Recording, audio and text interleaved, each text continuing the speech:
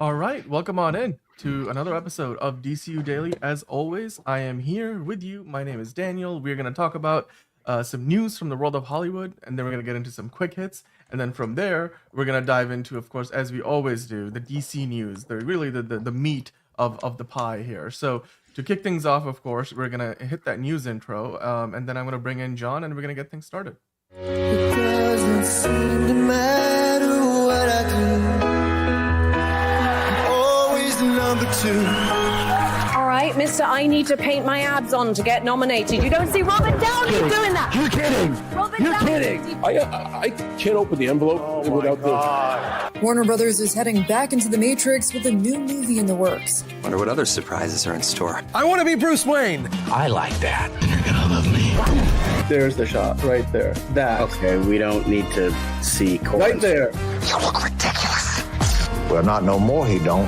What, dude? I can barely understand you. Your accent's insane. What the world needs now. Give me a hand up. Nope, I'm actually okay. Thank you very much. Oh, wow. Wow.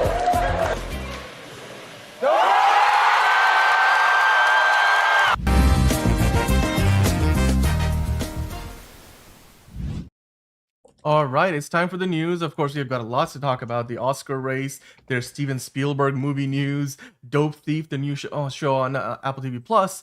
Of course, Freaky Tales, the movie with Pedro Pascal. The title and the movie both sound and look very freaky. We're gonna get into the trailer reaction and so much more. To do that with me today, as always, I've got John. How are you doing today, John? Pretty good. I noticed a lot of trailers and a lot of new stuff, so I kind of want to get into that. So yeah, let's get into it. Absolutely. All right. Well, you know what? Before we get into the trailers, I want to kind of start off with we have been doing this pretty much every day on the show because we want to keep in touch with the awards race. Of course, it's the season. It's Oscar season. The BAFTAs just happened. The DGA PGA awards happened a couple of weeks ago. The WGA awards were this past weekend as well. We discussed that yesterday.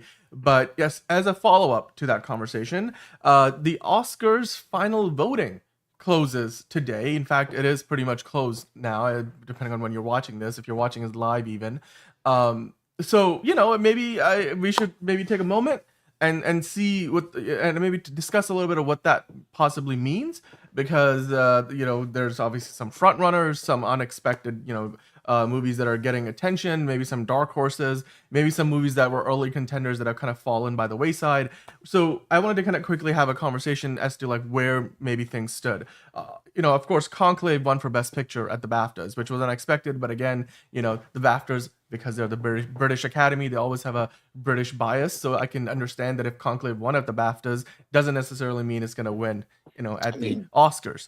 Well, Although to it could. be fair, it was by a German filmmaker, so it's not like totally out there. But it is European, so maybe that's something. I don't know. Yeah.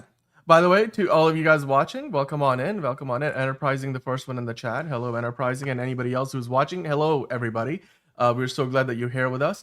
Honora is the other, front runner. It's been winning a lot of the recent ones, the PGA, the DGA, like all the big honors. So that's jumped ahead. Mikey Madison, of course, the lead in that movie. Demi Moore, still, winning a lot of the Best Actress Oscars. So while you still have, somebody like a Fernanda Torres there, like maybe a dark horse, Demi Moore is firmly in the lead, it seems like, and a number of other categories, right? So, John, I wanted to get your opinion. Do you feel like, based on where things are at right now, and there's some predictions in this article, so we're going to get through this, but let's start with the Best Picture one.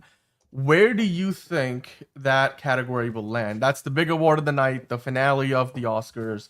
Who do you think right now is the front runner? Just to kind of give you a heads up, according to Variety, they're picking Anora to be the ultimate winner in that category based on its recent wins. Obviously, the Conclave is part of the conversation still. You have the Brutalist in there, A Complete Unknown, Emilia Perez, but Variety thinks that Anora is going to win. Which of these 10 movies do you think has the best chance of winning, including, of course, Dune Part 2 in there as well? Yeah, this is just what I mean. It's crazy. Like I've heard a lot of different things. Like the main ones I've heard tossed around are the Brutalist and maybe Conclave, but it was really The Brutalist. So, but I've heard Honora's great. And I've heard like literally everyone I talk to, even my dad, who's like isn't into like new age kind of stuff. Um, and that's like kind of like a not a like a something you would imagine as best picture. So that's definitely interesting. But I've heard nothing but great things. So out of the ones I've seen, my favorite is Conclave. I would want that one. I think is the best. I would say um, it's my favorite, and I think it's the best. So I think that should win. But honestly, like it's a pretty strong year, and I think I would be relatively okay with anything winning. So yeah, but Honora, that's definitely intriguing. Yeah. I mean, look, of all the ones that are on this list, I think personally for me, based on the recent wins, I'm gonna agree with the variety and say that Honora is gonna win this. If I had to pick maybe a couple of runners up who might potentially win, because every once in a while the Oscars will throw a curveball at you, and you're going in thinking all the momentum's behind a certain movie, and then something else wins. So it's possible, but I'm gonna say while Honora is the favorite, maybe The Brutalist. I think Liz really talked about that very highly, and she thought like this was gonna be the movie that deserves all the awards. It's the kind of movie that the Oscar audience loves, the Academy loves. So I would say The Brutalist is a good runner up, potentially a big dark horse. And then I'm gonna put Dune Part 2 as my other runner up, right? Like it's the complete out of left field option here. Nobody's thinking about it. Like Denis Villeneuve's not even nominated for Best Director. And however mad Josh Brolin might be about that, Dune Part 2 was still a great film, and you never know. You never know, right? Like it's like Argo won a lot of awards, and then Ben Affleck for some reason didn't even get nominated for Best Director at the Oscars. It was like crazy stuff. So that's why I'm thinking maybe Dune Part 2. So for me, the Brutalist, Dune Part 2, and Honora would potentially be the ones, and with Honora being the one in the lead, of course. For Best Director, and by the way, we're not going to go through every category. There's so many categories. This is a long article. I just want to kind of hit some of the big ones, and then we've talked about the other ones, and I'm sure we'll talk about them again as we get closer to the Oscars. But for Best Director, John, this is the category where you have 5 names that have never been in this category ever before. They're all rookies, in this category, first time nominees. So you have Honora, Sean Baker, you have Emilia Perez, represented by Jacques Audiard, Brady Corbert, of course, the director of the Brutalist. I struggled.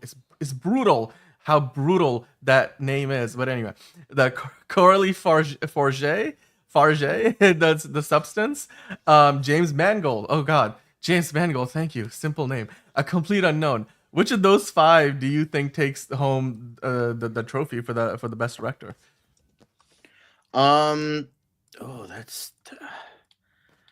I mean, yeah. Usually, if like the Honora is the favorite, then the favorite for the Honora, it being nominated, the director, which is also nominated, would do it.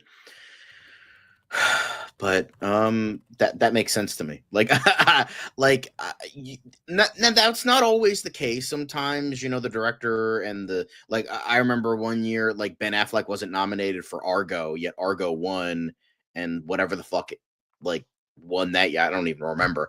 But sometimes that happens. But usually, if like the Best Picture winner wins, there's a reason that the nomination is the same. So they're probably like, okay, let's try to make it the same. Okay, interesting. Honka Caleb, Man of Steel, Magnolia's in the chat, of course, joining Enterprising. Steven is here. Hello, Steven. Yeah. And then Right Dude. Hello, everybody. Hello, Right Dude. Sorry, but continue what you were saying, John. No, I mean, yeah, Honora, if that's their prediction, then it makes sense that Sean Baker would get it too. Yeah. It would line up, right? And then Variety, like you just mentioned, has the Sean in the lead there. I personally think that's probably, again, I'm gonna go on Liz's recommendation. The Brutalist, Brady Corbet is probably gonna pick this up. It would be nice if James Mangold won it. He's probably the dark horse at this point, because A Complete Unknown seems to be that movie that's nominated everywhere, but really not the favorite to win anything. But sometimes those movies sneak up on you and win a few things, so you never know. Best Actor. Now, Best Actor, Adrian Brody has been winning in a lot of the recent award shows. So I guess the momentum is behind him. Sebastian Stan is the one in this category who's been nominated in a lot of places. I believe he won at the Golden Globes, but he hasn't really gotten a lot of love elsewhere. So yeah, Coleman Domingo for Sing Sing, Ray Fiennes for Conclave. Of course, we talked about Conclave winning Best Picture at the as well as I believe Ray Fiennes got Best Actor. Remind me if I'm wrong about that. Somebody correct me. I think Ray Fiennes won for Best Actor at the BAFTAs, and then Timothée Yeah, I think Chalamet so. again, a complete unknown. So you have 5 big names. Adrian Brody is the current favorite. I personally think that this one again might be a bit more of out of left field. Every other year it seems to be like if you go from going with whoever the odds-on favorite is to somebody who's a bit of a left field, or somebody who you maybe had ranked in the middle of a pile. It usually ends up winning. So given that last year the obvious choice won, I think this year maybe we're gonna go in a different direction. And my personal pick in this case would be Ray Fiennes. Like the BAFTA winner will also win the Oscar. John, what do you think? I hope so because again, I know that's like biased, but like, yeah, like I would want Ray Fiennes to win because I think like. But here's the thing: I'm biased because this is the only nomination I've seen. I haven't seen The Brutalist yet. I haven't seen Timothée Chalamet. I mean, I know Coleman Domingo's. I know all these guys are great actors. But I mean, Adrian Brody, I've heard, is the favorite to win. Oh, well, not the favorite, The Brutalist, different movie. But Ray Fiennes, like I thought he was tremendous. But I like Adrian Brody. Like, let's make it 2 for 2 World War II biopics about Jewish guys. Let's go. But because he won for The Pianist, right? If I remember correctly, I believe so. I think he did. Well, somebody let's make it. let's make it a twofer. Like specifically World War II biopics about Jewish guys. Yeah. Well, I'm pretty sure. Yeah, Pianist was a true story.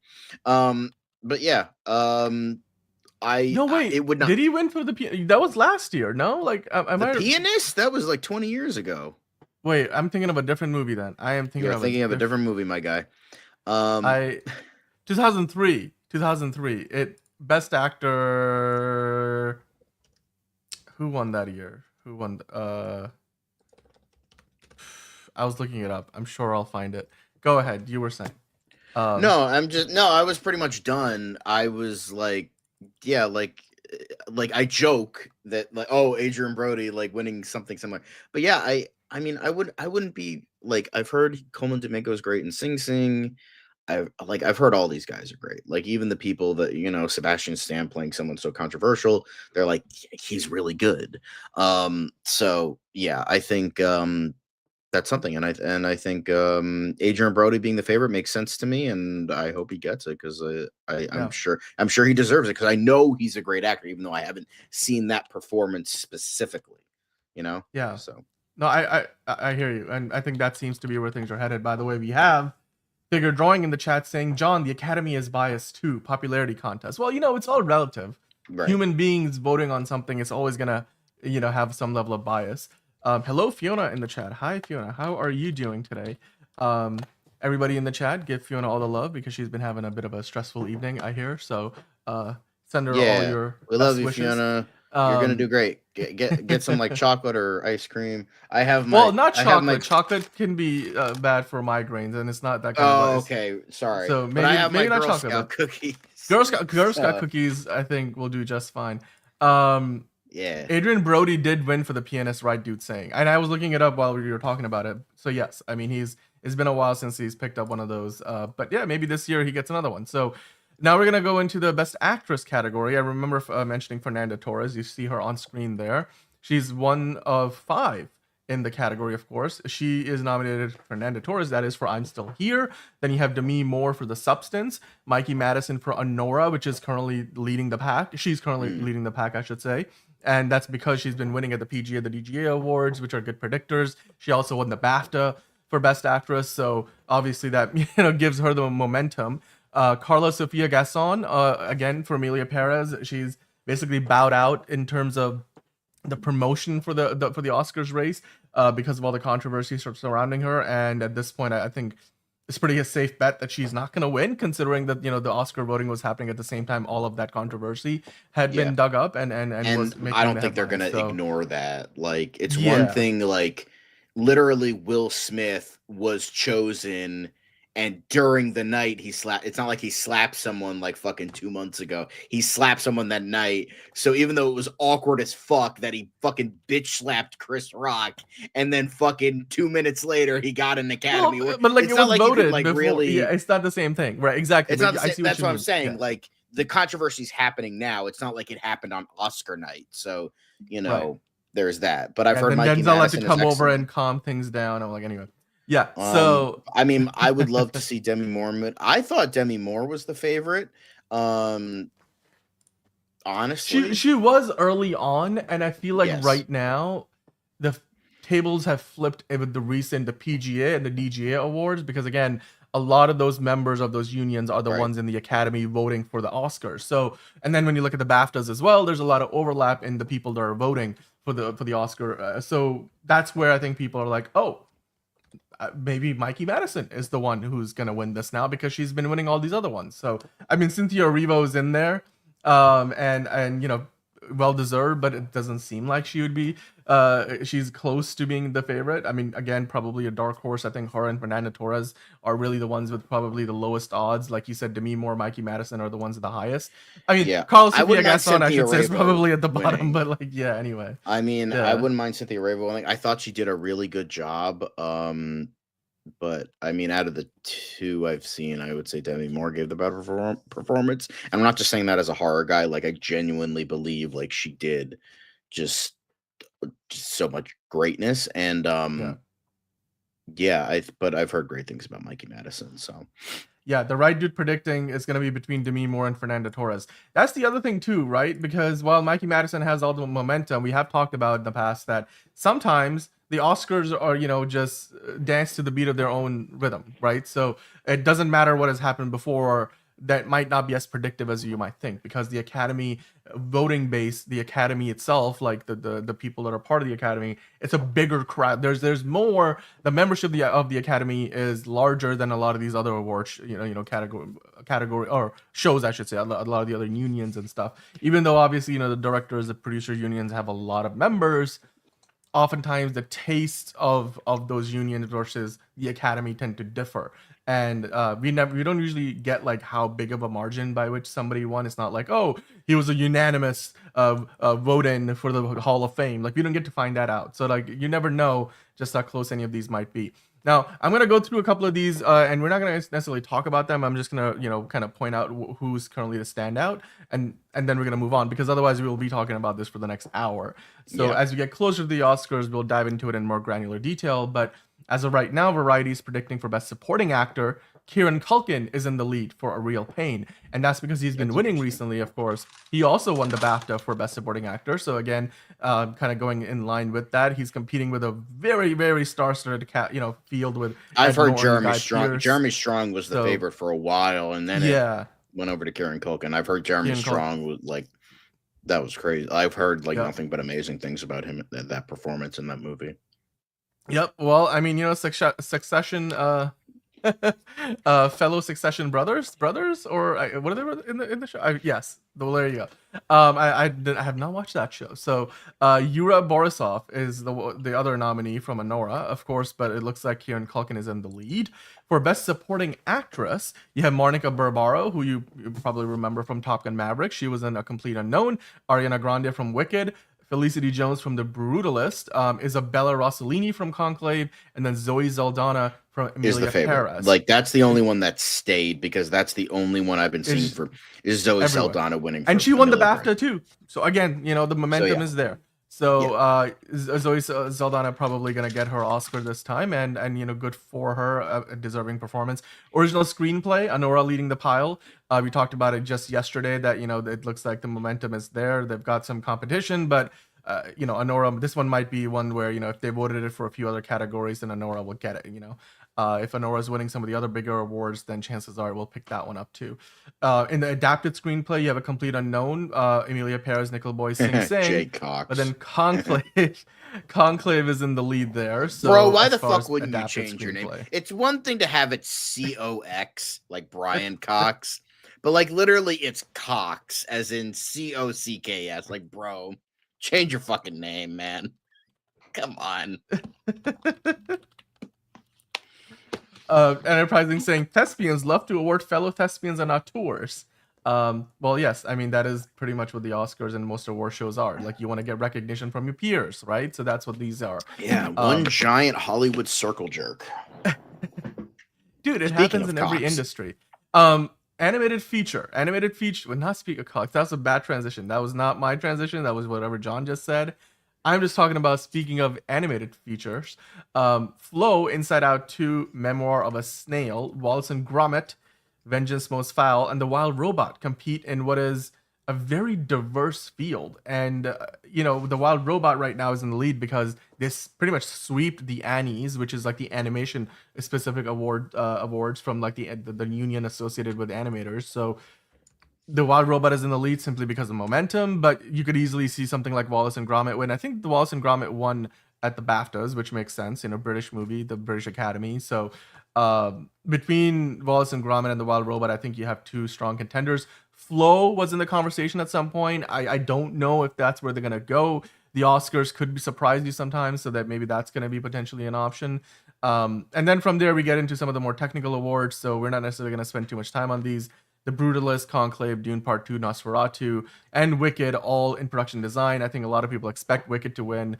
I wouldn't be surprised if they did. This is the kind of awards category where you would expect maybe, Nosferatu, which had a really, really amazing production design, and of course Dune Part 2 to have something to say. But we'll see where things go. So let us know what you guys think about that so far, like where the momentum lies with all these Oscar races. We're gonna continue to follow the conversation as things develop in the days and weeks to come as we get into the Oscars. The Oscars are not actually all that far away. March is almost here, and the Oscars are as well. Because correct me if I'm wrong, I believe the Oscars this year are taking place in like early March, right? So I forget the exact date, but like somebody let us know, or I'll just look it up. They're on March 2nd, so we're literally like 2 weeks away. And so I'm sure we'll have lots more to talk about in the days and weeks to come. Now, with that said, we have to talk about this new Steven Spielberg movie. It's an untitled movie. They've been calling it this untitled UFO movie because, that seems to be the central focus. Steven Spielberg returning to true sci-fi for the first time in a long time after having done pretty much every other genre. He expanded to doing musicals. He's done a lot of action epics and stuff, period pieces, but now he's going back to what really, got him put him on the map. Put him on the map, exactly. The last UFO movie he did was like War of the Worlds, and nobody remembers that. Dude, like Tom Cruise looks back at that and says, "Oh man, I looked young in that movie." June 12th, 2026 is now the new date when this movie's set to come out. It's got a star-studded cast. I mean, the news I saw first in Variety, so this is where I saw this. This new movie has now moved from, I believe it was set to release at some point. I believe it was early next year, and then it got moved. So it was like May 15th, as it says in the article. Then now it just got moved to June 12th of 2026. And taking its place is the Daniels untitled movie. The Daniels, of course, the guys behind Everything Everywhere All at Once. Their movie was supposed to come out on June 12th. Now Steven Spielberg's untitled UFO movie comes out on June 12th. And the Daniels movie has been taken off the calendar for now. For now, it's completely off the calendar. So that's the other side of this. Universal didn't really offer a reason for why they made these changes. Usually when changes are this minor, it's probably a matter of like they saw, okay, the Steven Spielberg movie makes sense if you're gonna bring it out in June as opposed to May, and maybe they didn't see a ton of competition around those weekends. And if the Daniels movie was not gonna be there, then they were like, if you had to fill one of those two dates, which one do we want to fill? June 12th is the one we want to fill. So I'm guessing that's the reason why. Now, with that said, I'm just going to quickly read out a little bit of what they say in the article here, because they mentioned that, of course, Universal didn't offer a reason for the shifts, the two movies changing dates, or one of them completely, losing the date entirely. But the film from the Daniels, as the Oscar winners are known professionally, because those are not their names; they're like two people. But they both have Daniel in their name. Like me. They appeared to be in an ascent stage without a script, title, or cast ever being announced, meaning like this movie is still only in the development phase. So that's probably why it doesn't have a release date right now. They just wanted them to kind of figure their stuff out between Daniel Kwan and Daniel Scheinert. The studio is expected to imminently announce a new date for their movies, so it's not like they're shelving it. They're just trying to figure out what the next best date would be. Where in the meantime, Steven Spielberg, as you saw in the previous slide right here, he's already got a star-studded cast for his movie, which now, of course, is a little over a year away, with Emily Blunt, Josh O'Connor, Wyatt Russell, Coleman Domingo, Colin Firth, and Eve Hewson. John, I don't know who that last chick is, but good cast. Good cast. But I'm like, you look at those names and like you said, minus maybe the Eve's name, everybody else you can recognize and remember from a lot of different projects. Of course, U.S. Agent, he's gonna be in Thunderbolts this year. Wyatt Russell, Coleman Domingo. Didn't he just have a movie come out? Is he in Sing Sing? Was that the nominated one? for Sing Sing. Yep. Sing Sing. I mean, I saw him on. He was on the Graham Norton show with. He's Norman Osborn. Oh yes, he is. And then because they had him on the couch, they had Renee Zellweger, who was in Bridget Jones that just came out. By the way, Bridget Jones has been breaking box office records in the UK and Ireland. Obviously, Captain America 4 is like the big movie right now this past weekend, but Bridget Jones doing really, really well internationally because in the US it's released on Peacock, but like abroad and in the UK and Ireland, it's in a movie theater, so you can go see it, and it's been breaking records. So good on Renee Zellweger, good on everybody for Bridget Jones. I saw it a few days ago, and I thoroughly enjoyed it. It was fun. So it was her on Graham Norton show. It was, and then her young co-star, who's like the guy she dates off Tinder for a little while. He's there. I have no idea what his name is. And then Coleman Domingo's there, and then you have also Anthony Mackie for Captain America, and like all of these, like the Graham Norton show that he just like bring all the stars, put them on the same couch. Let's see what kind of magic happens. And so I really enjoyed that. If you guys don't watch Graham Norton show, I highly recommend it.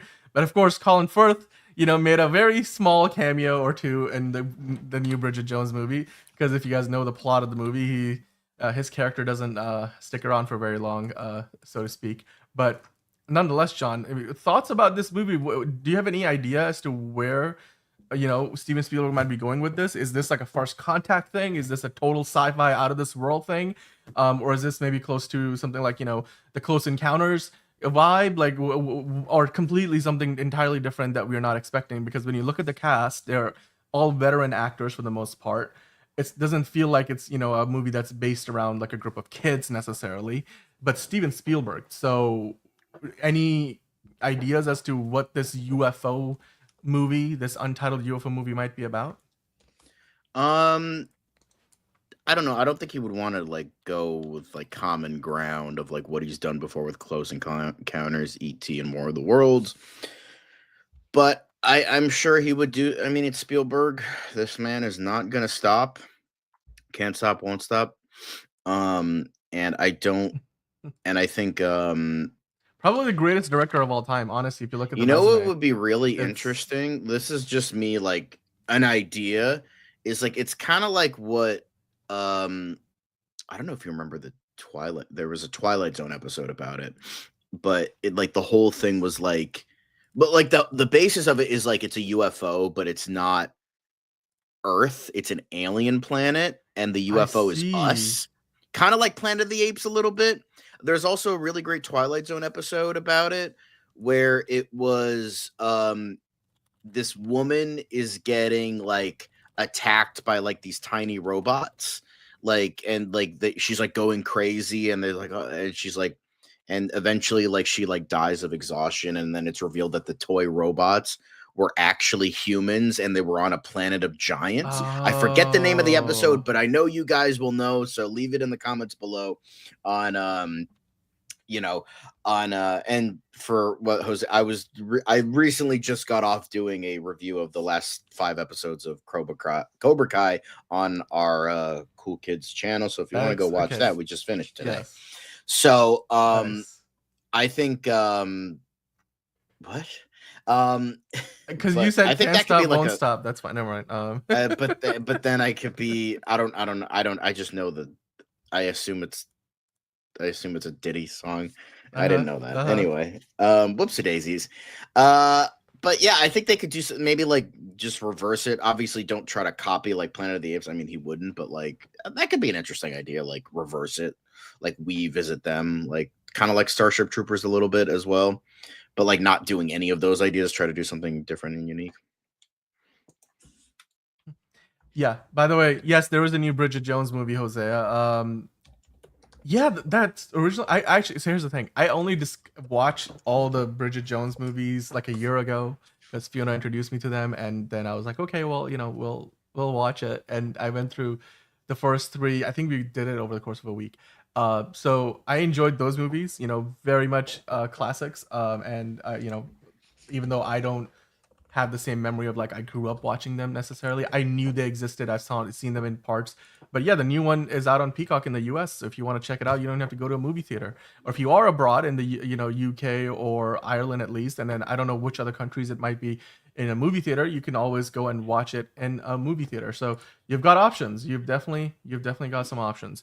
But Steven Spielberg, the untitled UFO movie is now moving from a May release date next year to June 12th, 2026. And by the way, guys, as Hulk Fiona said, smash the like button. hit that like button while you're here. I mean, we're gonna keep the ball rolling here. Let's move on to the first of the three trailer, related things we're gonna talk about. We got one sneak peek and two trailers to talk about today.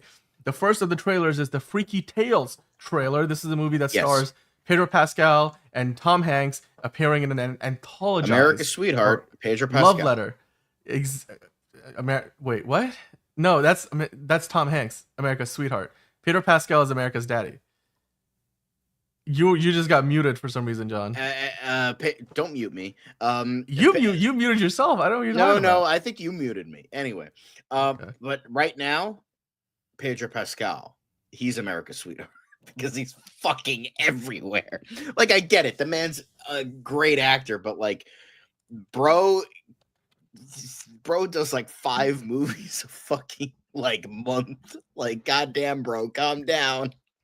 Like, you're in Fantastic Four, you're gonna be set for life. Like, calm down. Yep. We've got my mom watches that shit. Yeah, the chat's going off now. Buster Barnes is here, but he's saying, hi guys, it's been a while since I could check out a live stream. Hope you are doing well. We are doing amazing, Buster. We hope you are doing well. And Hosea saying, crane kick the like button. Don't just smash the like button. Crane kick it. Caleb said he thinks that Twilight Zone episode was called The Invaders. I think you're right. It was probably like, generic title. But yeah, Yes. Thank you for that, by the way. Yeah, by the way, I'm big not facts. America's Sweetheart. Big facts. I agree with at least one half of that statement. So, anyway, hi Elite Easy E.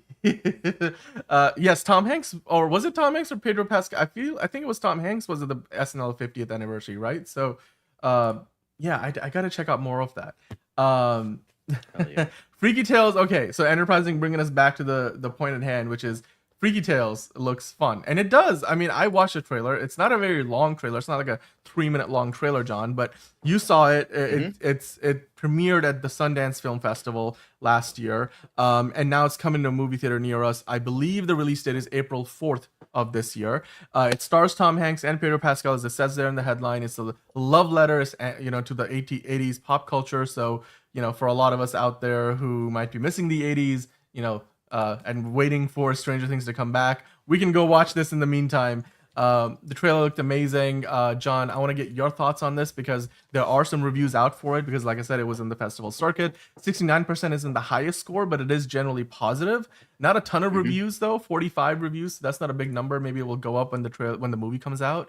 But I want to get your thoughts on this. Freaky Tales. Does it look like a Steven Spielberg movie to you? Does it look a little bit darker? Like, where do you think the story is headed?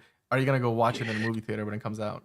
I mean, it definitely looks crazy. It looks like kind of reminds me of Scott Pilgrim a little bit. Yeah. It is by the directors of Captain Marvel, if that's a good thing or a bad thing, is depending on who you ask.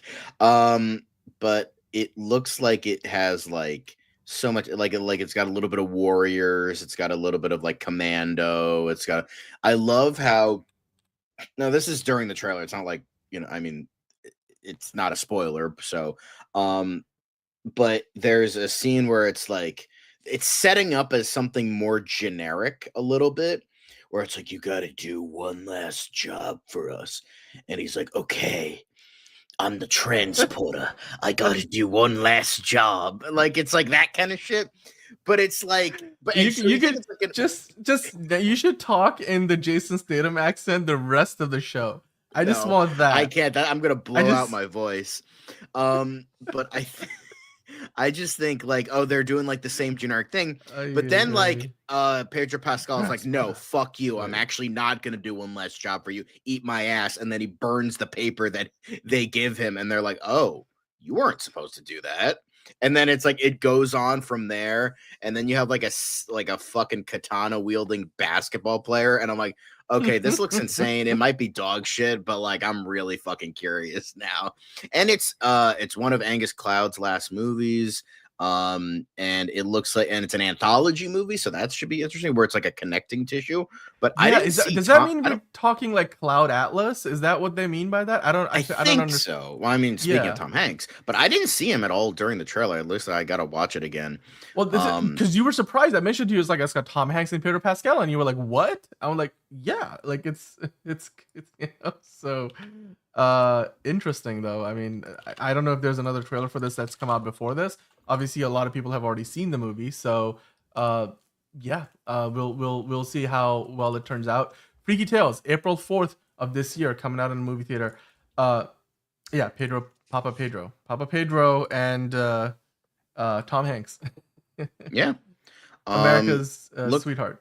America's sweetheart, Pedro Pascal. But yeah, looks like a lot of fun. I want to give. Has Ryan Fleck and Ann Boden done anything since Captain Marvel, or is this their like big return? I don't remember. If it is, it looks like a lot of fun, and it shows like, hey, maybe like just like being a part of Marvel makes you shitty, because like John Watts did like Cop Car, which was like really fucking good, and then he did 2 horrible Spider-Man movies and then one pretty good one. So which apparently gets worse with every rewatch. So I'm like, I'm not gonna rewatch this now. But yeah, this looks like a lot of fun. And I mean, the overabundance of the 80s aesthetic might be a turnoff for some people, because I think people are kind of getting sick of 80s stuff. I think they're finally like it's starting to go a little like out of style. A little if I want to say that. But this still looks like a lot of fun. Like, plus it's gonna have a baller soundtrack, as somebody said. So yeah. Oh, Jesus. Sometimes I need to read the full comment before I put it on screen. Bro, I know. I'm sorry. We need a moderator. We need like someone in the background. Anyway. Yeah, we do. We really do. Like one of you guys want the job, like it's we'll offer it to you. Easy saying push it to the limit. Yeah, we some ideas for songs in the movie, I suppose. We built this city anyway. So the next movie that we want to talk about, also coming out, on April 4th, 2025. So both The Luckiest Man in America and Freaky Tales come out the same weekend, the same day, April 4th of this year. Basically April Fool's Day weekend. Paul Walter Hauser is starring in what is a real-life game show cheating scandal. And it's inspired by what happened in the 1984 Press Your Luck. I think it was a game show, and supposedly like one of the the contestants were basically working like through loopholes around the rules of a game show and cheating the show out to kind of win some money, and obviously there was controversy around it. Quiz Show was similar, where that got nominated for an Academy Award. I think Robert Redford directed that, which was based around that show, where like somebody cheated, and it was like a huge thing. I mean, there was another one. It was a documentary about the McDonald's monopoly thing. So a lot of scandals have been getting some good things. But I really like Paul Walter Hauser. I saw like a couple reviews where they're like, it's okay, so we'll see. But like, honestly, I mean, the makeup is a lot, but like that's what the guy looks like. He had like a weird Santa Claus thing, like he was half balding, and then he had the weird wraparound thing. So sure. But yeah, it looks like it could be. I don't think it has a trailer yet, but it looks Oh God, that's a scary thought. But yeah, I think this looks interesting, and I like the main actor, so maybe I'll give it a shot. Yeah, I mean, Angelica says it looks interesting. We got Tony in the chat now. Hello, Tony. He's saying, I'm always down for some 80s synthwave. I mean, I'm sure we're going to get some of that in this movie, too. Taking place squarely in the 80s, competing against Freaky Tales, also taking place in the 80s. Ron saying, someone should make an R-rated animated movie of Ronald McDonald fighting the Burger King. You know, once the copyright expires, I suppose, which will probably never happen. So there you go. Welcome to Fiona, the latest moderator in the chat. I guess the only moderator in the chat. I appreciate the help, Fiona. But in the meantime, I mean, there's some stills from this movie that really were the inside look. That, like you said, there isn't a trailer out yet. The aesthetic looks great. You know, you got David Strathairn there. Just a absolutely, you know, packed cast, of course, as always. What's her name again? Is that Maisie? She was in Game of Thrones. Why am I forgetting? Maisie Williams. Maisie Williams. Maisie Williams. Ben Mendelsohn's in this as well, of course. So, you know, a star-studded cast, including. Well, actually, no. I should have mentioned this before. You know who else is in Freaky Tales? Because Marshawn Lynch is continuing to do his side quests. He's also part of the Freaky Tales movie. He's going to be joining, America's Daddy and Sweetheart in that film. But while those two movies are coming out on April 4th, John, this TV show drops on March 14th. Brian Tyree Henry and Wagner Moura are going to be going on the run in a tense, basically, I think if the way I'd understand it is it's like a drug heist gone wrong and they become targets for like a giant narcotics enterprise. I didn't realize like it was for a show. Thing. I thought it was at for first a I thought it was a movie. movie, but then I was like, oh wait, is this a TV show? So like I did some digging. I found this article on Hollywood Reporter. The trailer's out, of course. It's gonna be on Apple TV Plus. It looks amazing.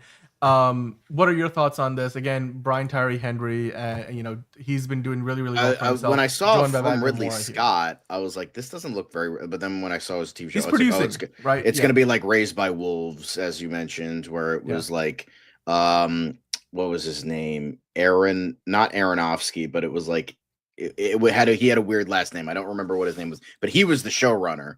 But somebody else is the showrunner, and then so essentially these guys, they are not DEA agents. They pretend to be, so they can like arrest people and then like steal their drugs and money, and then they go to the wrong house at the wrong time, and then shit goes bad. That's essentially what it is. I like Wagner Moura.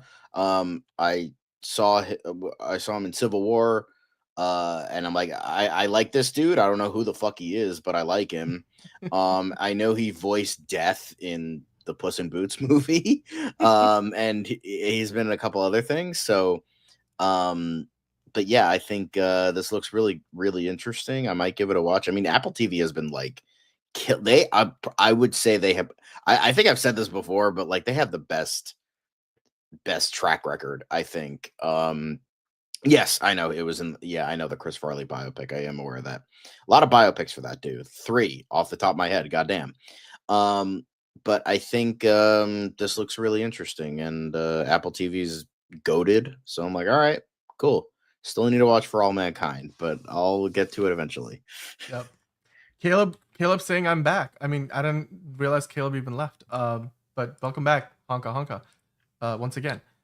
It looks great, right? Like I'll be honest with you, at first glance, this is not my cup of tea necessarily as far as TV shows go, but I'd be interested in checking it out nonetheless. You know, anything with Brian Tyree Henry of late, at least, you know, he's been killing it, and this looks amazing. And the cast looks amazing.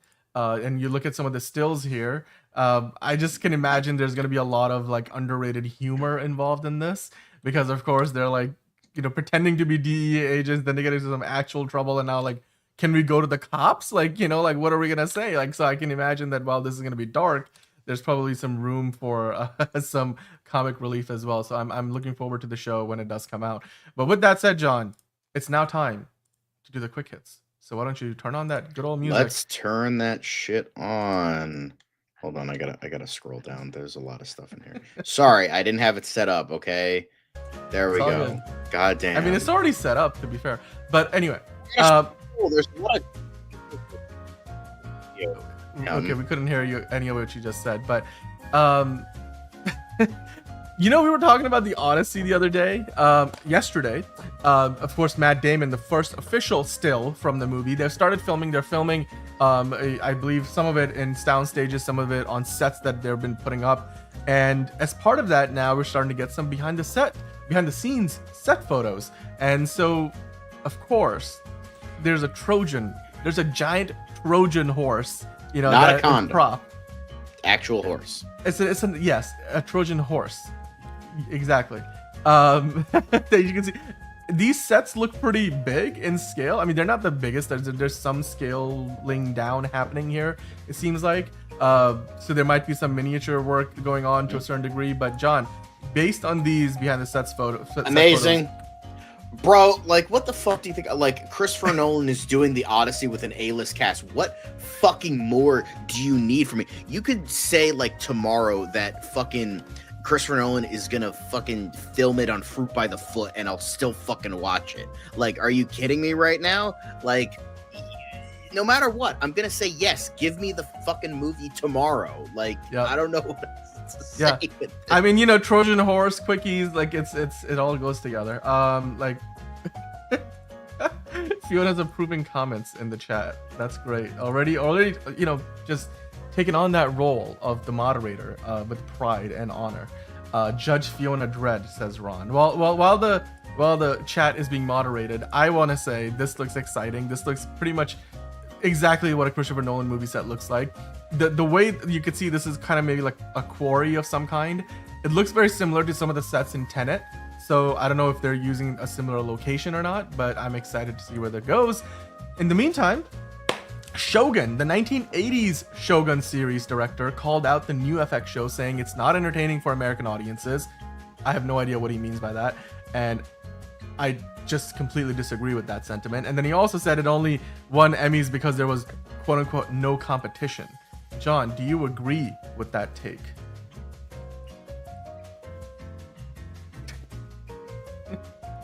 Even as someone who hasn't watched the show, shut the fuck up. That was a delayed response. I was like, I don't know. No, I just had to like, no, like really, like I watched the trailer. I'm like, this looks like one of the greatest things ever. I have not seen the show yet, but I'm like, this man sounds peanut butter and jealous. I think he's just super jelly that, like, you know, they one-upped his fucking. I mean, I've heard the 1980s like miniseries is really good. Like, I've heard it's like very, very good. But like, I mean, look at the costumes. Like, I understand, like, it's the 80s. You only have so much, and TV miniseries are not as illustrious as they are now. I understand that, but like, fuck. It's not the same. It's not in the same conversation. Honestly, it was good for its time. They did it better. They did it new. The two exist. You can choose to watch one and not the other. Like, literally, not entertaining for American. Literally, all my friends who watch it, who are Americans, the last time I checked, were like, "This is one of the fucking greatest things ever." So it's like, you're just wrong. Like, it's straight up. Like, I mean, I hate to like. I mean, maybe there wasn't a lot of competition. I don't know, but I think there was a lot of good competition. But that's just me. I think so too. Yeah. But just like, and you watch more TV than I do, so I would trust you on that. So it's not entertaining. Like, I've heard like that's just wrong. Like, I understand stuff is subjective and all that shit, and I know he's probably peanut butter and jealous, but like, it's just like, just saying it's not entertaining for American audience, it's straight up wrong. It's wrong totally, because I've heard so many Americans say it's amazing. And honestly, I hate to throw this word around because it has essentially no meaning now, but kind of sounds a little racist. I don't know. I'm just saying, like, it's just like, I mean, figure drawing saying the same thing. That has like actual Japanese actors. That's only made for Japan. Like, that has actors actually talking in real Japanese. I mean, they shot it in Vancouver, made it look like Japan, feudal Japan, but nonetheless, there was all the Japanese traditions portrayed in the show, the costumes, the actors, of course, Anna Sawai, she she didn't even speak English until like she moved to Hollywood. So you've got so many just top tier talent, and I just loved watching the show because if you are a fan of that era of Japan, feudal Japan, then this is the show to watch. It is a book adapted about as well as any book has ever been adapted, at least for a TV show. But moving on to talking about Disney Plus. They've set a cast for a drama about Scotland Yard's killing of innocent man Jean-Charles de Menezes. Sorry, I really apologize for completely butchering that name. But it's going to be starring Conleth Hill, newcomer Edison Alcade, Emily Mortimer, which we talked about is in Paddington in Peru. And you have Russell Tovey as well. They're among the lineup for Suspect, the shooting of Jean-Charles de Menezes. I'm just not gonna get that right. But look, for me, any show that's about the Scotland Yard, count me in. It's right up my alley. Detective kind of a show, like a murder mystery. That's what I like to watch. I'm still catching up on. There was a show on Peacock that just got a second season recently. The Vigil. That's I think the two lead agents in that show are like working for Scotland Yard. So I enjoy those kind of British TV shows. But again, Apple TV Plus has been doing well with TV shows. Disney Plus now doing well as well. John, what are your thoughts on this? Could be interesting. Yeah, I agree with you. It does sound very interesting. Hitter alert, dude just made nobody watch this adaptation. DC24, I'm sure, is talking about the old Shogun show, which not a lot of people remember. Like Ron was like, there was a 1980 Shogun show. Yeah, there was a 19. That was like the first thing I thought of. Like, yeah, straight up when they were redoing it, I'm like, oh, it's based on a book, but yeah, right, yeah. Well, John, speaking of adaptations, we were talking about the Masters of the Universe adaptation yesterday because we got some behind-the-scenes look at He-Man himself, Nicholas Galitzine, but John Shuzong has been cast as Ram Man in the live-action movie. What are your thoughts on this? Do you think he will do a good job? You have no idea what he's going to look like yet. I have no hope for this, so I don't really give a fuck anymore. Sorry. Like, I just straight up don't care now. By the way, his yesterday's head conversation same, was like, awesome. Yeah. By the way, Ron's saying this Masters of the Universe movie is kind of getting me hyped, so Ron's excited about it. But we'll see when the movie comes out. I'm sure we'll get more behind-the-scenes looks between now and then. J.K. Rowling's agency has hired former Disney exec to lead the Harry Potter franchise team, and then they have tapped the Universal Music alum as CCO. This is a little more of the business of Hollywood news, essentially. I'm out. But I'm out. That's all you, man. But the reason why I bring it up is obviously it's important that they are bringing in new leadership at a time when the franchise is probably going to have its next big era starting up soon. They're going to be starting to shoot the new Harry Potter TV series soon for HBO. So I'm sure it's a good time for them to bring in some new leadership, particularly because they want to build this franchise to become like one of the big crown jewels as it was in the heyday of the franchise back when the movies were coming out for Warner Brothers. So it's a good story. I read into it. It looks interesting, in terms of like the talent they're bringing in here. Hopefully they do well. For me, I'm just looking forward to seeing what the show ultimately ends up being like, because they have so much talent both in front of and behind the camera already. So with that said, John, speaking of HBO, of course, a lot of HBO shows end up on Max, and now Warner Brothers Discovery is looking to rebrand Max using currently a blue logo, and they want to go in the direction of more of a black and white combination. I'm like, I don't know, like, is this an idea that Zack Snyder pitched to them? Was like, justice is Max, or or Max is gray? What's going on here, John? Like, I don't get the... Like, it's just like, I liked the purple of HBO Max because it was different. Like, it was just like purple. Okay, that's interesting. Yeah. And then it's like blue, and then I'm like, oh, like Paramount Plus and Disney Plus, and like, really? Like, okay. And now you're making it black, which is like even more boring. Like, I respect things like Netflix and Hulu. It's like red and green. I'm like, okay. It doesn't make Peacock sense to me. Is black. I mean, sure, there's a little bit of color with the NBC but they have logo, like but Peacock is black. It's like the rainbow color dots. So anyway, It's just like it is dumb. It's just boring now. Well, it's like okay. I don't get the reasoning. I don't understand why. Why would you do that? Like, I mean, oh yeah, gonna... it's like, do you really think like people are gonna be, oh my god, guys, look, they have a black logo now. Are they doing this for Black History Month? Is that the thing? Is like they're switching it to black? It's like, oh, we gotta. It's Black History Month. We gotta. I have no idea. It doesn't seem to be the reason why, but I mean, it's you know like, what? It's like, oh my god, we're gonna get 1 million more subscribers for Max because we changed the fucking logo. Like what? Yeah, well, we shall see what happens with that. It would be like if we changed all our graphics to black and white.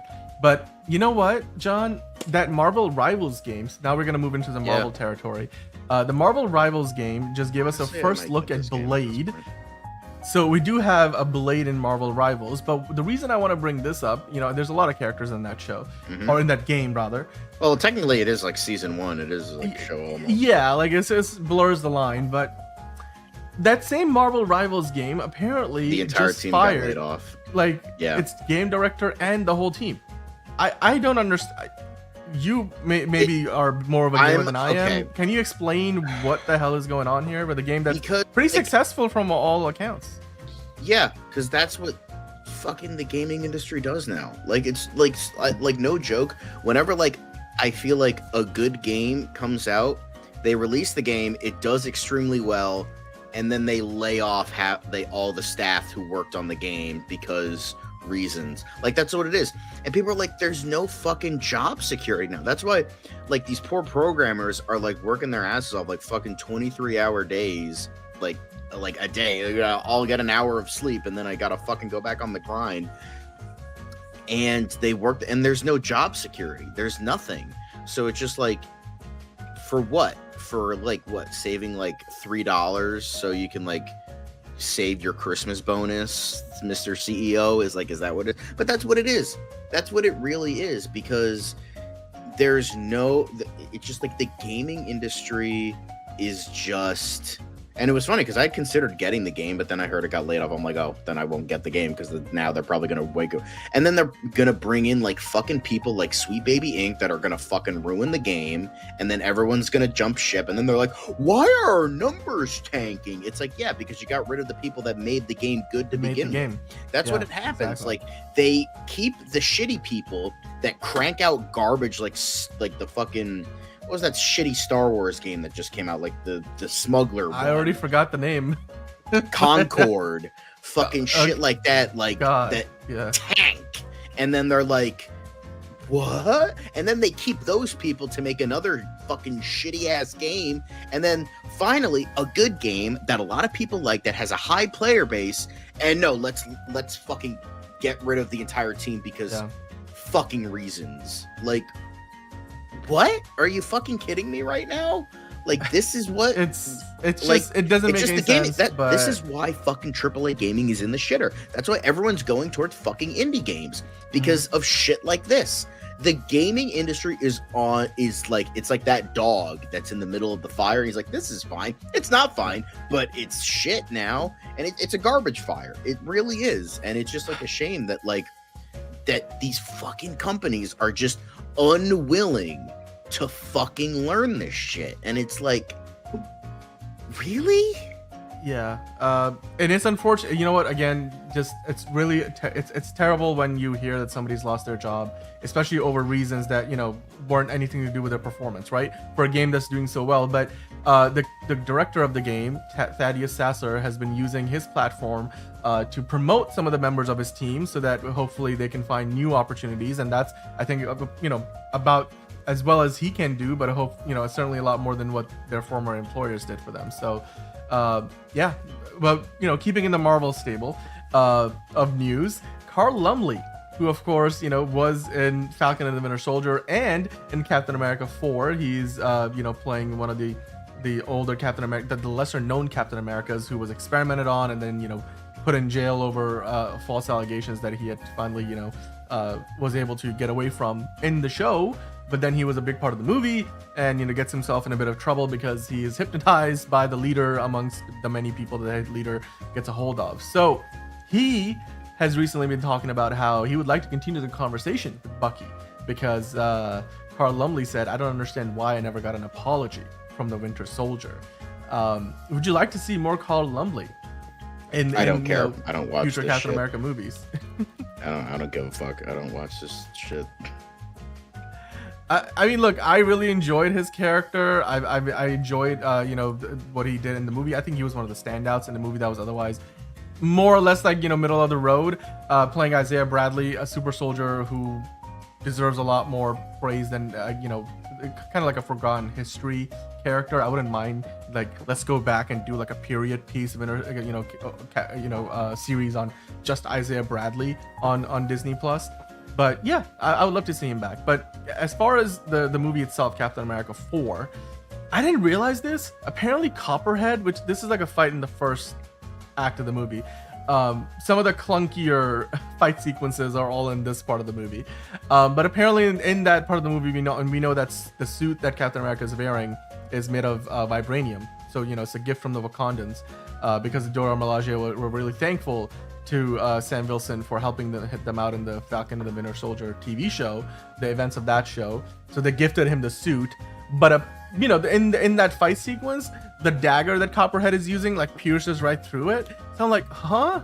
But apparently, I didn't realize this in the movie itself when I was watching it. But yeah, and I guess the reason why this happened is because it's adamantium daggers. I mean, I don't. Yeah, it would be nice if they fucking explained that in the movie and they didn't have to release a report later on to make it work. If you have to explain your movie outside of the movie, then you failed as a fucking filmmaker. Then what are you doing? That's why I hated the fucking discussion of like Infinity War, where the Russo brothers revealed like half the fucking like outside shit for the movie to make fucking sense. It's like, then you failed as a filmmaker because you have to explain your movie in order for it to fucking make sense.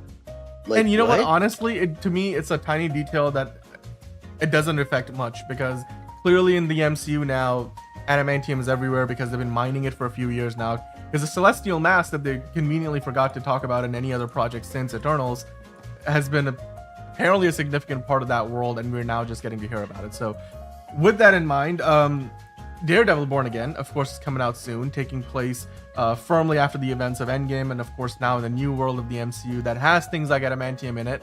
But Charlie Cox almost wasn't our Daredevil, John. We almost were in a darker timeline where he would have played Foggy Nelson. He recently said that, having had this kind of empowering experience, I said, I will come, but I'm only reading for Matt. I'm only reading for the lead. Like when he was asked by the producers of the show, the original Netflix show, to come and read for the character of Foggy Nelson, he just said, no, I'm only doing this if you're gonna let me read for Matt Murdock.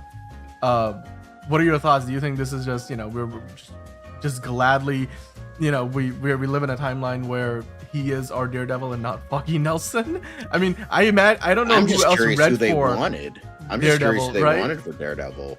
Yeah. So, but like, yeah, Charlie Cox is great. I didn't hate Ben Affleck either as Daredevil, but it's definitely, an interesting difference.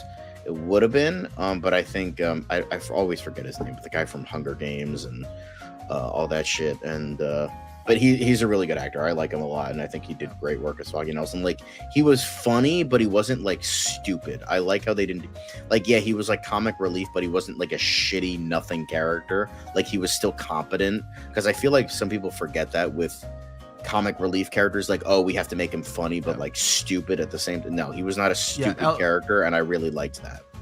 Yep, his name is Eldon Henson.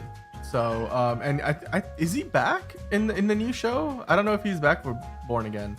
I forgot if he was in the trailer or not. But anyway, speaking of Daredevil, Charlie Cox has mentioned this before. He wants to play a Daredevil till he's 60, till he's 90.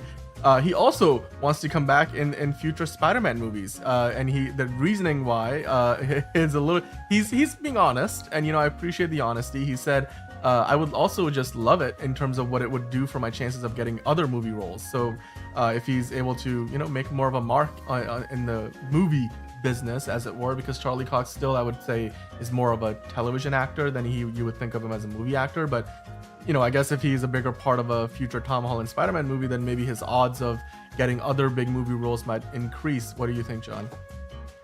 I think that would be great.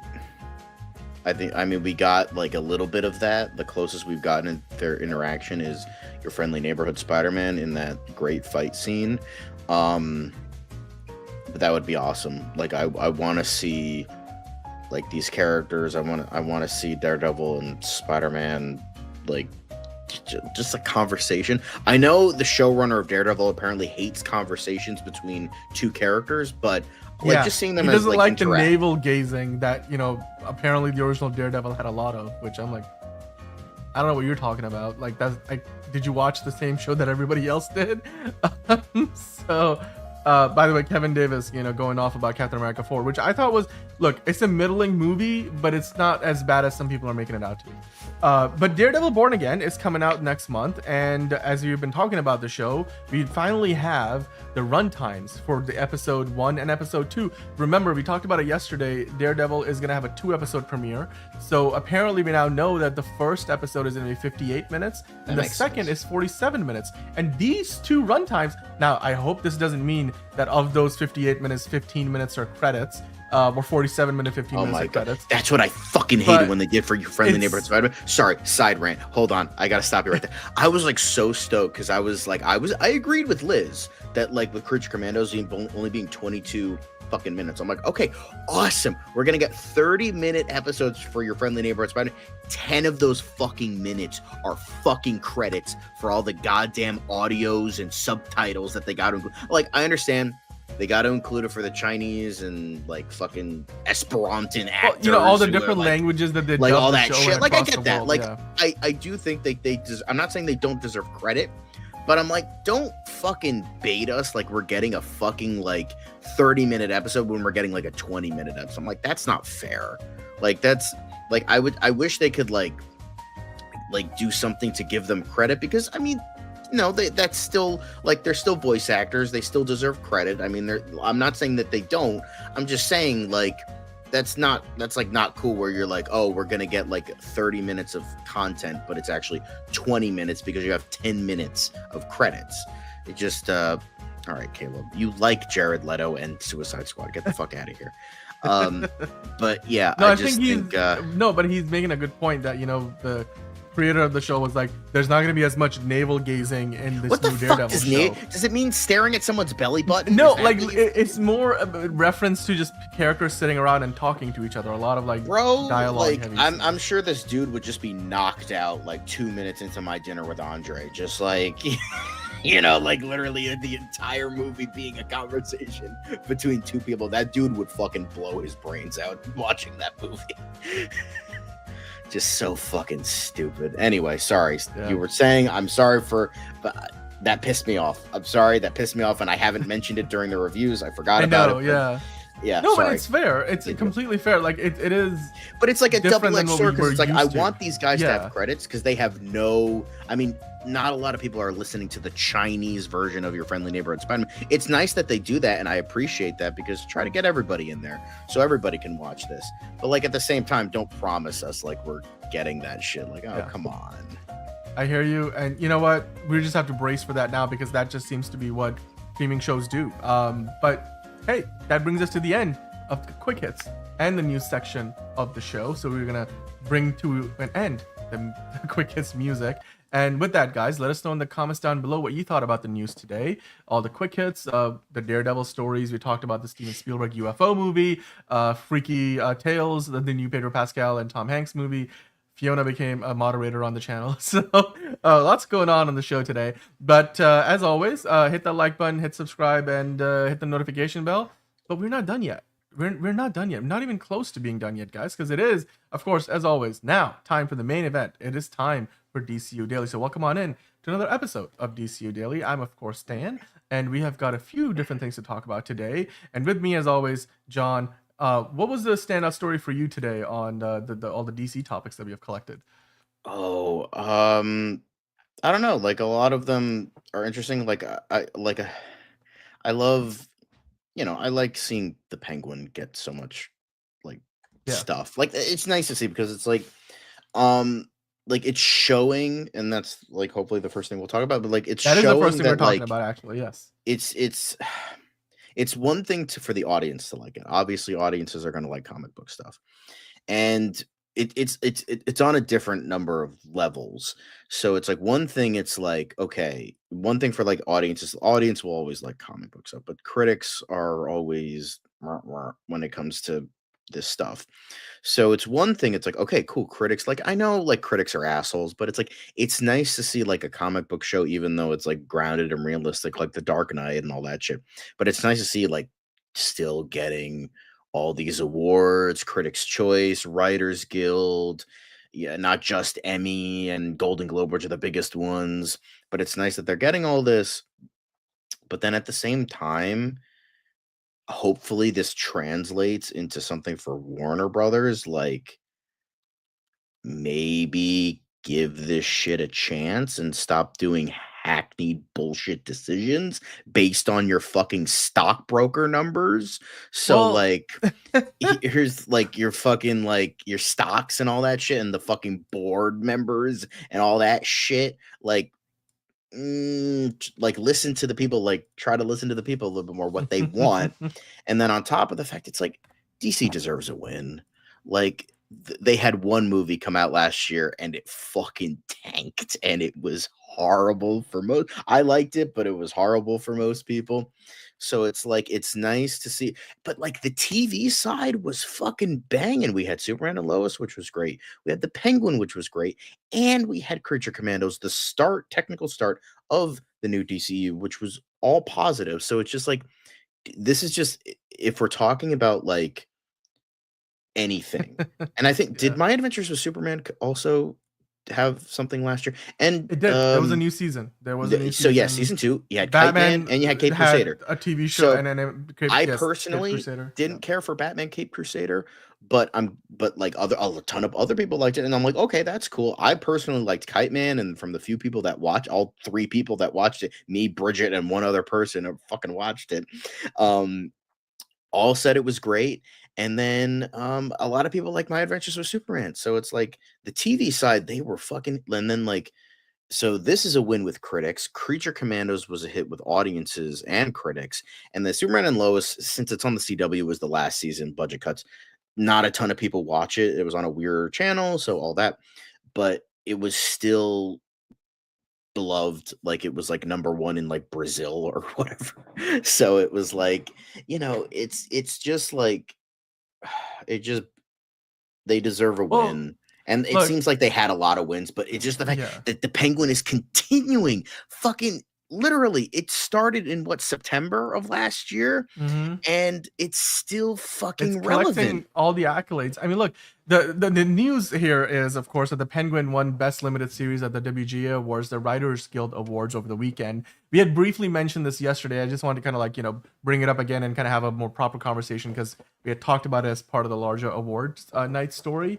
But the Penguin, again, just, continuing to win in the Best Limited Series categories, is going to be nominated at the Emmys this fall, and I'm sure it's going to be the front runner. I do not imagine a ton of other shows getting ahead of it, but it's already picked up a few really, really good ones. It picked up the Golden Globe. I believe it won at the Saturn Awards, all the key, awards that you want a TV show like the Penguin to win, certainly for its genre and category, continuing to mix the flavors, as Fiona's saying there. Or as Enterprise was saying, continuing to waddling to success, which is very, very well put. And hopefully a reminder, as Elite Easy is saying, for Matt Reeves to get off his ass and finish that goddamn script so they can start filming the Batman later this year, because literally the Penguin is carrying that franchise on its back. The Penguin's back is broad enough to, the shoulders are there to carry the load, but for how long, we shall see. Of course, recently we had Christian Milioti also win an award, as well as, of course, Colin Farrell, both picking up wins. I forget, was it the Saturn Awards, right? They both won for their performances. I think Critics' Choice Awards, I think, was also Critics' Choice Awards. I'm sorry, Critics' Choice Awards was a big but one. I think they did win some. Did they win something Saturn related, or is that just Best only Limited movies? Series? I believe they won at the Saturn Awards. So yeah.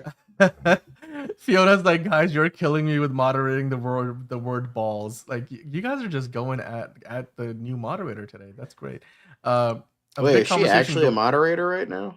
Yeah. Oh, I didn't know that. I haven't been paying attention to that the happened chat. that happened during the quick hits. I thought you were just joking about that. Oh no, like there's a little like moderator symbol next to the name. So Oh yeah, yeah, no, I see the wrench. I know what it is. yep, Yeah. the wrench. Judge Fiona Dredd, as Ron called her. Well, the Penguin continuing to waddle its way to success, as Enterprise put it.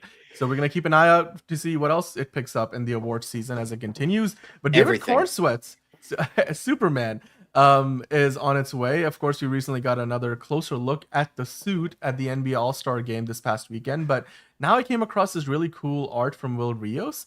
It's fan art, so not anything official. But Yeah. I saw that it was highlighted on one of the channels I follow on Threads, and I just wanted to kind of bring it to your attention, John, because it looks fantastic. The bulge is there and everything, but the suit, it's when you see it, illustrated the way this is here, it's again kind of giving you a different look at it than maybe what we'll even get in the movie. The colors are nice. It feels like a pretty faithful reproduction of the colors of the suit that we do get in the live action movie. What are your thoughts on fan art like this? I always like to if I come across something that really stands out, bring it to our attention, because fan art is just one of those ways in which we show our appreciation and our fandom, of course, for the characters that we love. What are your thoughts on this particular fan art? And are you getting more and more excited for Superman? I mean, the movie, by the way, I came across the ratings for Super Bowl. The Super Bowl picked up like 183 million viewers this year, which broke a record. I think it combined the streaming viewership and became like by far the biggest number. And so we were talking about how Superman really missed an opportunity to advertise to that many people because they just decided to do that small release on social media around the Puppy Bowl, which took place the same day but before the Super Bowl. Yeah. But it seems like what they did at the people. All-Star weekend and everything, are they back on the right track with the marketing? I mean, what are your thoughts on the Superman marketing so far? I don't know. They gotta, as I said before, they gotta try really hard now. They gotta really, really just go all in. But the thing is, they also can't appear desperate, because that's what happened with Captain America: New Brave New World, and look how that turned out. Yes, it did make money, but it's being fucking like imploded with terrible reviews. Um, so I think they just need to work really hard, but not appear too desperate, because they need that audience that they fucked up with not doing it for the Super Bowl. So hopefully they can have like for March Madness and the All Star game, they can get something back, but it's not going to be as high as the Super Bowl. So it's like, Yeah. guys, you fucked up. Yep, and it highlights the bulge nicely, which is a true statement indeed. Especially, I like the way the light hits it. It's highlighting just one side of it, not too much on the other side. It forms a nice shadow. It outlines all the interesting parts in the right shape. And There's the shot right there. Now I'll zoom into this. That. Okay. that's great. There's the shot right there. I'm telling you, man, that's just a classic. just like the confidence you have was so great. It was great. I was literally sitting on a kitchen counter doing that show, but it was that's the content that we are known for. Figure drawing saying regarding Superman, imagine a 30-second Super Bowl spot with a glimpse of a monster fight. That's all people needed. Something in all caps. We don't need to we don't need to see the corn sweats bulge, says Caleb. But yeah, no, I agree with you, figure drawing. I think we should have gotten a 30-second spot. $8 million for what would have been many a million more dollars worth of return, hopefully, on the movie.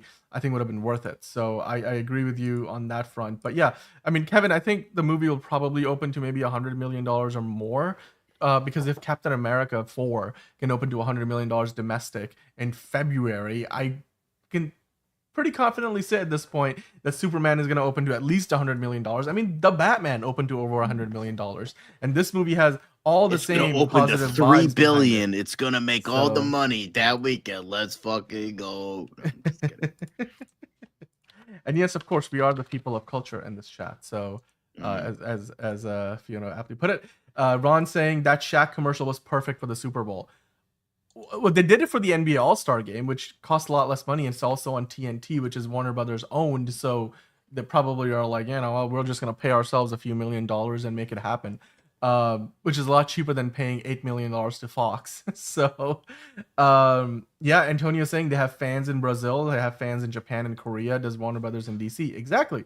Warner Brothers has a big fan. I mean, Warner Brothers, but also specifically Superman, has fans all over the world. So I'm looking forward to seeing, how the box office projections do, because we're not that far away, at least, from when we get the long-term forecasting, right? Like we every once in a while pull up a long-term box office tracking for what's going to be projected for movies coming out in a few months. We're getting in closer and closer to March, and the movie comes out in July. So I believe the long-term tracking is probably going to drop somewhere between April and May. And before you know it, we'll be in the spring months, and we'll be talking about Thunderbolts and looking ahead to Superman, probably another trailer. But for the time being, new fan art. They did that thing over the weekend with Shaq for the NBA All-Star game. We got a closer look at the suit, the texturing on the suit. If you guys missed that, get on the show from yesterday. We talked about it in a lot of detail. But in the meantime, we had to talk about another character that's being introduced in the same Superman movie, John. Mr. Terrific. He's getting a new comic book series. Mr. Terrific Year 1 launches in May of this year. It's a 6-issue limited series. It's written by Al Letson with art by Valentine DeLandro and color by Marissa Louis. And letterer, of course, on the comics will be Lucas Gattoni. Some of the artwork here to look ahead to that series. I looked through this. It looks fantastic. Looks very classic. Lines up exactly with what we're going to be seeing in the movie, with both the costume and got the T-spheres.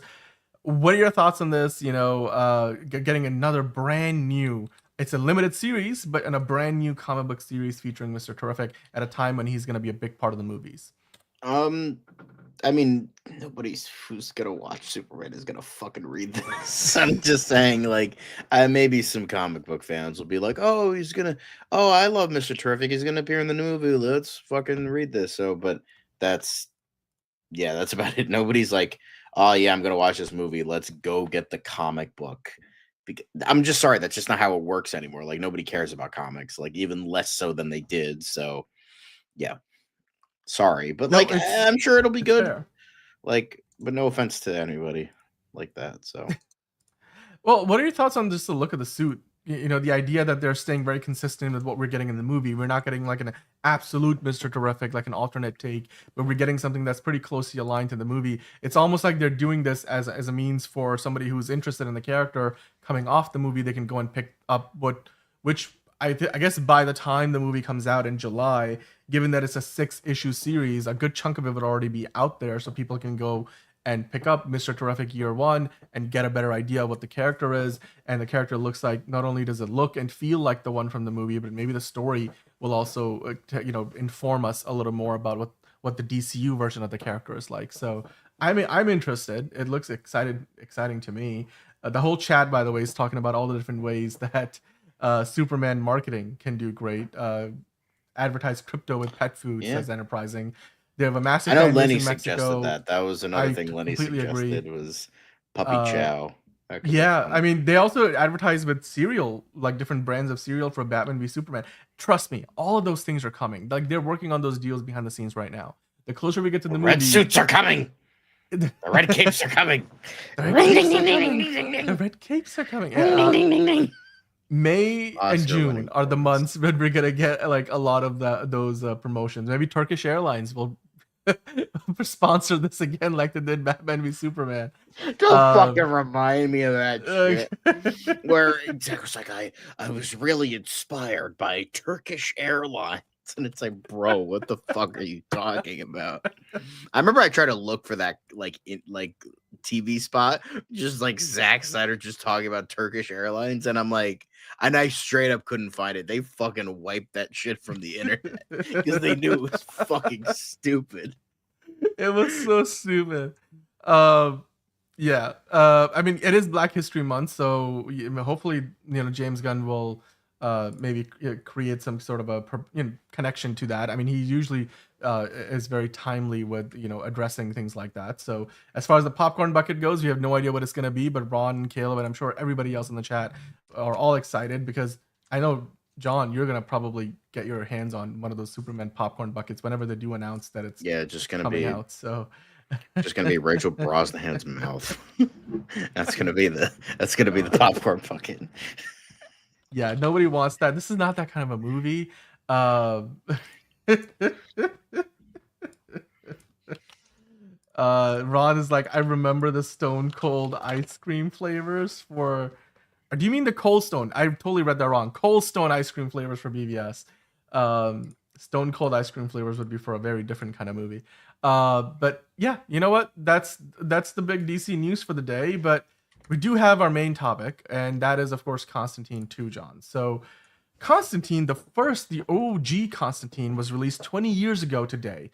On the East Coast is about to be tomorrow in 10 minutes, but for the time being, 20 years ago today, the OG Constantine, starring Keanu Reeves, directed by Francis Lawrence, was released. And recently, both Francis Lawrence and Keanu Reeves were being interviewed, and both of them are as enthusiastic as ever about coming out with a sequel. Keanu Reeves going as far as to say, "I'm aching to play this guy." He wants to reprise his Constantine role. He's been pretty vocal about it, not just now, but he's been vocal about it in the past. So this is not like the first time we have heard that he wants to come back in the role. Francis Lawrence, of course, we recently talked about, was mentioning that, hey, between him, Akiva Goldsman, and Keanu Reeves have been throwing some ideas around. There's a script that's currently in the works, and then once it's done, they're pretty confident that it's gonna get greenlit, and going as far as to say that they're as close as they've ever been to a Constantine 2 happening. One of the quotes from Keanu Reeves in this article was, "It's just fun to be in the same room and talk Constantine." So he clearly loves the character, and regardless of where you fell in terms of whether you liked the original movie or not, how faithful it was to the comics or not, it is still a bit of a cult classic and has a following. So I Yeah, want to I have ask yet you, to see John, it, but what are your thoughts on a potential sequel, and just I Keanu mean, Reeves being as enthusiastic about from it as he is? everything I've seen about the movie, like it's like a good movie. It's just like he's American, so it's a lot of people don't like that because it's not the character, and I get that. But but at the same time, it's just it looks like a cool movie, and I haven't seen it, and I've heard great things. Like I've heard it's one of the most underrated DC movies of all time. So I still want to watch it. Hopefully, if this finally fucking gets made, it's like instead of Francis Lawrence being like, we made like a development on the sequel where it's like we wrote one word in the script. Tomorrow we're gonna write another word, and it's like, okay, like how fucking close are we gonna have to this movie? Um, but yeah, I think looks cool. I still want to watch it, so yeah, good times.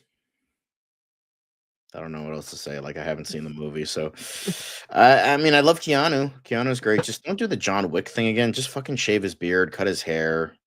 I know he cut his hair recently, so shave the beard and just have him look like he did 20 years ago because the man hasn't aged anyway. So just don't have the John Wick look in every movie he's done. I understand the grievances with that. Well, look, for me, the clean shaven version of Keanu Reeves has been missing in action for a long time, like the version we saw in the Constantine movie. Because it's like in the new Matrix movie, right? Like they were like, just be who you are, just walk on set. We're gonna throw on a robe and you're gonna play Neo again. It's sort of the suspension of disbelief wasn't there, because I'm like, he looks like John Wick, except like when he shows up to set before hair and makeup gets to him. So I just hope that he looks the part. And no offense, like I'm all for like the way that he usually walks about, but like as an actor, I'm like, you want to have a look of the character that you're playing, at least what's iconic about it. You can go with an alternate take. And I realized that the Matrix movie, Matrix Resurrections, was meant to be this like meta commentary in a way, so I guess it worked, that he was this old man kind of back in the Matrix. But I hope that if they do make this movie as a sequel, he could look a little more grizzled. But I would like to see him look different than he's looked in all those John Wick movies recently. By the way, we have more conversation in the chat going. Ron saying it's very weird, John, and Keanu just acts like himself. Yeah, I mean Keanu Reeves, he's never been the best actor necessarily. Yeah, Antonio, by the way, you're thinking of I Am Legend. They're trying to make a sequel to that too, and yeah, which I don't know how they're gonna do that, which means they're gonna have to make the alternate version the canon one, because he didn't die in that one. So, but I don't know what the fuck else they're gonna do. Like the whole thing was like he's legend. He's I am legend. He's like the Mm. last of humanity. That's the whole fucking point. So, yeah. Well, I mean, for Caleb, this is a top 5 DC film for him, so I'm sure Caleb is gonna be excited. Tony is in. He's like, just give him a brown trench coat. Just call me it. Which he did not have that in the first movie, so maybe like they change up the look a little bit. Of course, Enterprise was mentioning that the original movie came out. Dye his hair blonde. That might be a step too far. I don't know if Keanu Reeves looks good in blonde, but Enterprising was mentioning how like this came out right after V for Vendetta, so it was during that whole Vertigo phase when they were adapting all of those stories for DC. League of Extraordinary Gentlemen, I think, was another one. Yep, that was the other one. Caleb saying so meta, bro, so fourth wall breaking and subversive, Dan. Yeah, you're talking about the Matrix movie, aren't you? Okay. I had to like think about that for a second. So this would be DCU or Elseworlds. Good question by Elite Easy, John. Do you think if they do make this movie, because of course we've been talking about this for like months now, on and off, we get some updates here and there. So if they were to greenlight this, do you think this will firmly belong in an Elseworlds sort of a story, vertical at DC? Yeah, or do you think this will be part of the DCU potentially? Yeah, I think they're gonna make it Elseworlds. I don't think they're gonna make it DCU because I think a lot of people want like a more accurate version of the character for the DCU. Yeah. Now, Francis Lawrence also mentioned in this article that he's been open to a sequel since the very first film came out. But if hurdles, according to him, quote unquote hurdles beyond his control, such as, of course, the many leadership changes at Warner Brothers and DC Comics over the years, have basically prevented a lot of progress. So, like, every time there's a change of ownership, things have sort of like, kind of been thrown to the wayside, because it's not like this movie has ever been like the biggest priority for DC or Warner Brothers. But yeah, Francis Lawrence was saying in that interview that we have constantly tried to come back, which I was like, I see what you did there. We have constantly tried to come back to Constantine. Wordplay. And then of course that's where Keanu Reeves was like, I'm aching to play this guy. So what really plays well in my mind is the idea that Keanu Reeves is really passionate about this. And Keanu Reeves is one of the hardest workers in Hollywood. Like, he does some of his own stunts. He's very meticulous. He does the research. He does the work. And for a man his age with his level of success, he doesn't need to, but like he still does because he's that committed to his craft. So I'm sure if they were to come back to this with a sequel, like John, like Keanu said, he would love to be John Constantine again. I hope that they get to maybe correct some of the criticisms that a lot of fans had for the first movie, while at the same time building on what they did before and maybe give us something that's even better. I hope it's not a Joker Folie à Deux situation, but I doubt that this movie is going to end up with like a $150 million budget. It's probably going to be a smaller movie, maybe like 50 to 80 million, and it's an Elseworld story. The first film only grossed 200 million worldwide upon its release, which isn't a lot of money. So and we've talked about this before. Like I mentioned, the sequel was first announced in 2022, and it was announced that Akiva Goldsman would be the one writing the script, and then Francis Lawrence would be coming back to direct, and of course Reeves would be coming back as John Constantine. So we hope that this is one of those projects that does come to fruition, because John, like I said, I am personally a fan of this movie. It's the original movie isn't the best thing that DC has ever done, but it has a certain quality to it where it's just enjoyable enough that if you had it playing and you happen to channel surf onto a network that was playing the movie, I wouldn't necessarily turn it off. And I mean that as a compliment. So I'm hoping that if they were to go back to this, they can elevate the source material and go even beyond what the first movie did, which a lot of people either loved or hated. I don't think you're gonna get Keanu to do a British accent, so we're not gonna have that. But maybe we can get a few other things from the comics. Antonio saying Constantine does not need to be in the DCU. The last thing you want is a almost 60-year-old, if he's 60 already. I don't know Keanu Reeves being before Superman. I see your point. Like, the age might be a bit of a concern, but I guess you can get around it. And at a time when Nicolas Cage is set to play Spider-Man Noir, I guess Keanu Reeves is not old enough. He's gonna have another John Wick movie. He's gonna be in Ballerina this year. So clearly, Keanu Reeves can pull off, an action franchise. He can still lead an action franchise, and it's not like Constantine is a very action heavy superhero. That's not really what he's known for. So I wouldn't mind seeing another one. John, any final thoughts on where we are at right now? Would you like to see Keanu Reeves back? Yeah or nay? That would be nice. Just not. Yeah, just I agree. I don't think it should be in the DCU. I think it should be Elseworlds. Tony raises that question is, would Shia LaBeouf return? Good question. I have no idea. That Shia LaBeouf is an enigma, and we should ask Shia LaBeouf that question. Ron is like, man, that movie was weird. Shia LaBeouf. All right. Well, supposedly Shia LaBeouf might be coming back for a new Transformers movie. I'm pretty sure that was an unsubstantiated rumor, so I'm not going to peddle that anymore. I wouldn't mind seeing Michael Bay and Shia LaBeouf back in a collaboration for Transformers, because I love me some Bayhem, but I mean, it's better than Mark Wahlberg. Guys, we found a Transformer. I will say this. The first Transformers that Mark Wahlberg was in was good. I enjoyed that one. Age of Extinction. Age of Extinction was good. That was with the Beasts. That was the Dinobots or whatever. Yeah, Dinobots. I enjoyed that one. The last night was terrible. And you know what? There's a reason why Age of Extinction made $1 billion and the last night made half as much money. So I'm just saying. But yeah, as far as Constantine 2 goes, hopefully Keanu Reeves and Bill, Francis Lawrence, as well as Akiva Goldsman get their wish, and finally we get a sequel. That was all the news that we had for you guys today.